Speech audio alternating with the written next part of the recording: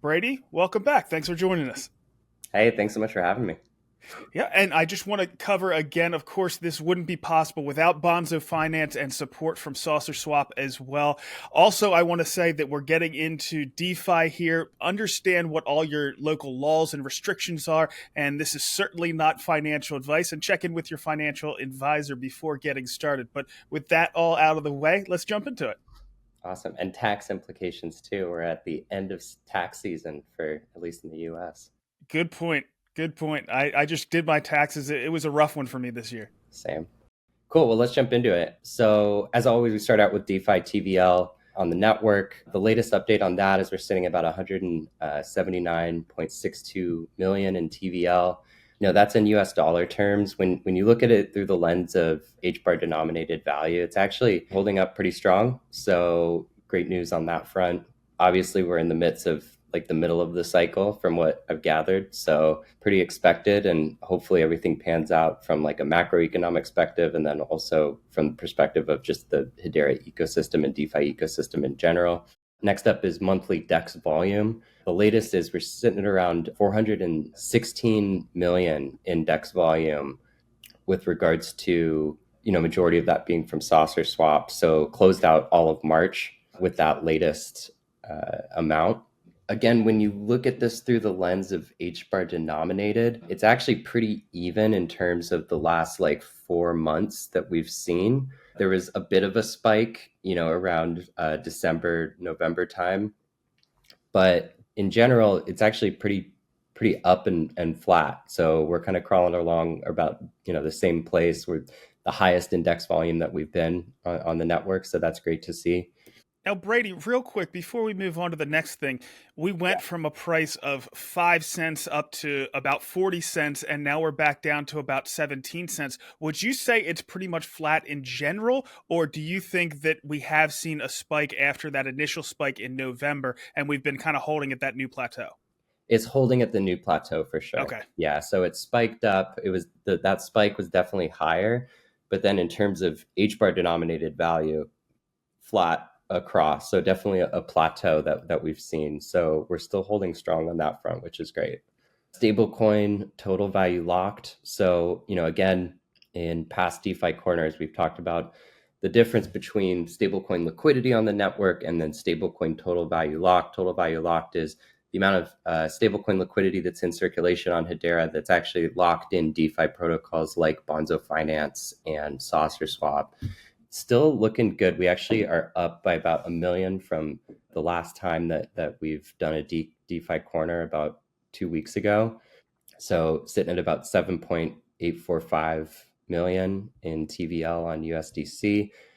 Saucer Swap starting to pick back up a little bit. You can see in the graph there. And then on Bonzo Finance, we talked about this on the last DeFi corner, but we ran a 2-week campaign at Bonzo that boosted the liquidity incentives for USDC. Really is kind of a test to try and understand, with the roadblocks being lifted with Binance and crypto.com now supporting Hedera native USDC, is there a pathway for folks to bring that liquidity into the DeFi ecosystem? Does that user journey, truly exist? And so that few-week test that we did of boosting liquidity incentives proved to be successful. So you can see just from this chart on the Bonzo Finance side, that rise that took place as soon as that campaign kicked off. And then what's been great to see actually is the campaign stopped about a week ago, and we haven't really seen too much of a drop. So I think it's pretty sticky in terms of attracting liquidity and then having it remain actually locked in the pool once it's there. The native rates of USDC are really strong. So liquidity incentives obviously boost that up pretty substantially. But even in a native form, as soon as liquidity is supplied in Bonzo Finance, what we found is that it does immediately get borrowed. For various purposes, I can only guess. Some people just wanting to be able to borrow, stable assets against the value of the volatile assets that they've supplied as collateral.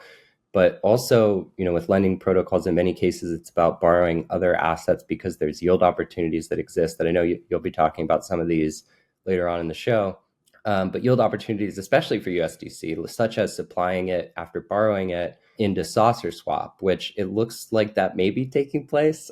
Still digging into some of the data for that to really understand the flows. It is pretty complex to try and map that out to understand exactly where liquidity is flowing. But we do have, more tools coming online, such as HGraph.io, that are going to be providing DeFi analytics, and hope to kind of see visibility into that a little bit more as time goes on. Well, Brady, I actually went through this exact journey just a few days ago. I was looking at the latest dip, I think Wednesday morning, I was looking at it, and I was thinking about buying some additional HTS tokens, but I had a fair amount of USDC on Coinbase. So I wanted to move that over into our DeFi ecosystem, which is mainly just getting that onto one of our wallets, one of our accounts. So what I did was I sent it from Coinbase to crypto.com using the SUI network. And then I sent it from crypto.com to my DeFi account using the Hedera version. So now the Hedera version is accessible to any trades that I might want to make in the space. It only cost me a penny. So compared to what I was paying before, which would have been upwards of about 1% just in fees alone to get over in USDC form into the Hedera DeFi space. But, once I've gotten there, right now on Coinbase, you can collect about 3.5-4% on your USDC. So there has to be a way for me to make up for that lost yield that I would have gotten on Coinbase. So I have to find some place to park it, but I also don't want to have any issues around like impermanent loss and things like that. So I did put it on Bonzo. So instead of getting 4%, now I'm getting about 11% on Bonzo. Now, granted, there is the smart contract risk and all that kind of stuff, but that dip could come at any time. So I want to leave it in the space just in case I do have that opportunity to pick up some of those HTS tokens. I saw your post on that. I thought that was really cool. And you effectively created a bridge of your own through that mechanism by sending it between Coinbase and it sounds like crypto.com, and then bringing it into the ecosystem. So that's really cool. Great way to do it. It's cool that there's low fees. You said a penny to be able to do that. So that's awesome to see. Yeah, ultimately, I hope to see a Coinbase support for Hedera native USDC at some point, but very cool user journey you've got there. Yeah, it wasn't too bad, but you had to be a little bit determined to do it. But yeah, having the access through Coinbase will be invaluable as well. Awesome.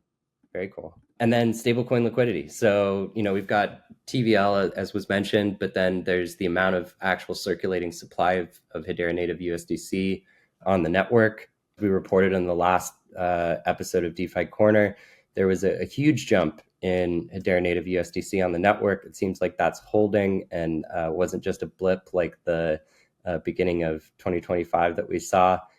So that's great. Still speculating on, who maybe that was, where that liquidity is anticipated to be routed to, what it's going to be used for. Don't have any answers still.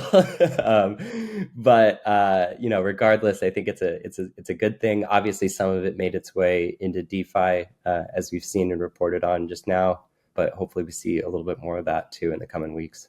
Cool. And then final section here on staking. So with Stater Labs and HBAR X, liquid staking is sitting at around 5.51%. It dropped by, 0.06%, I think, but still holding pretty strong with regards to the rates for HBAR X. And then Hedera native staking at 0.053%. So no big changes there. All right. And what do we have as far as DeFi news this week? Yeah, so jumping into DeFi news, we've got a quick update on Bonzo Finance. So, as seen before, increase in TVL for USDC sitting at about 5.25 million. And a very large portion of that is being borrowed as well, which is great to see. So keeping those like native APY rates up. Staking of the Bonzo governance token is available as well. So if you're holding Bonzo tokens and wanting to contribute to the growth and health of the ecosystem, you can stake those in the application. And then we ran a preseason points campaign actually prior to the protocol launching back in September. And what that was is a token weighted airdrop of points, Bonzo points, to holders of assets that the protocol was supporting initially. So assets like HBAR X, USDC, Steam, PAC, etc. And if you were holding assets on September 14th of last year, then you have points that you can actually claim, and the claims for those ends tomorrow. So, just a quick update that, if you haven't gone and checked it, definitely go check and see if you have any tokens, governance tokens to be able to claim for that. Brady, this is horrible. I have not claimed yet, so I'm What? I'm really glad that you reminded me. So, what's that look like? How do you go in and actually claim? You just connect your wallet to the app, and then you're all set. You can go ahead and claim. Yeah, there's a claims dashboard, so that's kind of the home for claiming, any governance tokens related to the protocol across any kinds of campaigns that have been ran for that. So whether it's points or you're holding a Bonzo NFT, or any campaigns in the future, you go there, you see if there's governance tokens to be able to claim after connecting your wallet, and those are made available, and it shows you right there, and it's a pretty quick and seamless process. And I have an NFT as well. I better get on that. There you go. Yeah. Awesome. Well, jumping into the next section, Saucer Swap, a quick update from them. Coming online soon is ERC20 support for their pools. So, as we all are pretty aware, Hedera's sort of native standard for tokens is the Hedera token service standard. Most of the ecosystem operates on that standard. As things are evolving in the ecosystem, such as bridging coming online and some of the standards for bridging, support for EVM ERC20 assets has started to become more of a priority, creating more of like an interoperability between Hedera and some of these other networks that these bridging protocols are going to be able to support. With that, support for ERC20 on Saucer Swap is really important so that liquidity pools can be created for those bridged assets. So that's great to see. They also have an updated wallet UX that I know they're working with HGraph.io on. I don't know what that looks like yet, but it sounds pretty exciting. Anything with regards to sort of wallet UX, I think is a great thing. More support for more wallets is really important. And then I think an updated website and some updated branding is coming down the line as well. At least that's what they've teased in some of these announcements. So, excited to see the development of Saucer Swap, and obviously they've been like a primary DEX on Hedera, and cool to watch them evolve even more. Next up is Chainlink. So officially, Chainlink offered support on Hedera for CCIP, which is the cross-chain interoperability protocol. So that is now live on Hedera mainnet. There's a number of cross-chain like interop or messaging protocols that are out there now. There's Axelar, there's Layer 0, there's Chainlink. I think live on mainnet now is Axelar and Chainlink. With these protocols, they're like the most like raw underlying infrastructure for cross-chain support. And what typically happens is you have that cross-chain messaging functionality, but then one layer above that is the actual bridging functionality. So you can use cross-chain messaging to be able to actually bridge assets and take advantage of that core protocol functionality. What we haven't seen a lot of yet is those bridges that utilize cross-chain messaging coming online. But I know there's a lot in the works right now with regards to that. There's actually things that we're doing at Bonzo Finance around that right now as well. Nothing that I can speak to specifically around it, but it is such an important thing to connect Hedera to all of these other networks across Web3 and make the migration of liquidity as easy as possible for folks to bring liquidity in and bring liquidity out. So, not just like bringing blue chip assets into Hedera, which I think is really important, but also bringing Hedera out to all of these other networks and making it, available for trading on Uniswap, on maybe Ethereum or Arbitrum or Base. And so this really opens up the door bidirectionally for that. I do think, HBAR is missing out on volume and trading by not being available on these other networks. So I hope to see that coming online.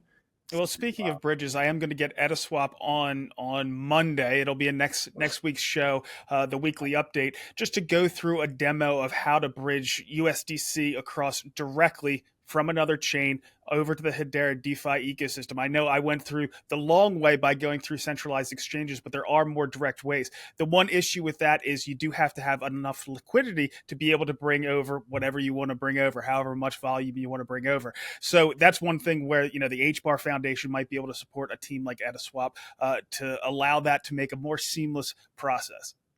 Yeah, no doubt. That seems to be the big barrier right now is you know, they've done such a great job, Etaswap, on innovation to be able to do cross-chain for native USDC. But to your point, yeah, liquidity pools are part of that now. And so supplying Hedera native USDC into the pool that they've created to support this is super important. I think I just checked this morning. I think it's like about $10,000 worth of USDC on the Hedera native side. So hopefully that increases, and I hope to see too, like for that pool, things around yield for people supplying to that pool. It's like, do you get a cut of bridge fees, for example, if you supply Hedera native USDC to the Etaswap pool, and they're using layer 0 as part of that. And it is challenging, you know, when you can go through the centralized exchanges for a penny to collect fees on something like that. But it is exciting to see that we're moving in that direction. No doubt. Cool. So next up is Hashgraph Online. So I'm a huge fan of Hashgraph Online. As a disclaimer, you know, Bonzo Finance Labs is like a member of the Hashgraph Online DAO. So, you know, we've been trying our best to support all of their efforts, but they've done such an amazing job of creating various standards and tools for the ecosystem. You know, a big thing that they started out with was Hedera Consensus Service standards. So really taking Hedera Consensus Service and productizing it in a way that makes it useful for various use cases, rather than just, hey, Hedera Consensus Service is available. It has this like raw functionality that developers can kind of do anything that they want with. It's almost like paralysis for many, because there's so many things that you can do that it's not very clear exactly what to do. And Hashgraph Online has really taken that and packaged it up into these standards. Like the HCS 20 point standard is a great example, where basically it's purpose built for being able to operate a point system using Hedera Consensus Service. And Bonzo Finance is actually using that for the point system, making points verifiable, auditable, consensus time-stamped. But there's a whole bunch of other standards that they've created as well. The latest thing that they've done is actually create a agents kit. So AI. for AI agents, which is amazing. I think that's obviously like the big meta in the space right now. We see Hashgraph Online participating in that. We also see Hedera and developer advocates like Jay Cool coming up with partnerships with like Eliza OS. So lots of movement in the Hedera ecosystem around AI agents, which is so cool to see. And these partnerships forming with some of the larger players that are doing crypto AI type integrations. There's even a hackathon right now that Hashgraph Online is supporting, OpenConv AI hackathon with about $30,000 in prizes. So if you're a developer and you want to build an AI application with agents on Hedera, definitely go and check that out, and hopefully you win something. And if it's something in DeFi and you're interested in trying to incorporate like Saucer Swap or Bonzo Finance or anything in there, definitely reach out to these teams.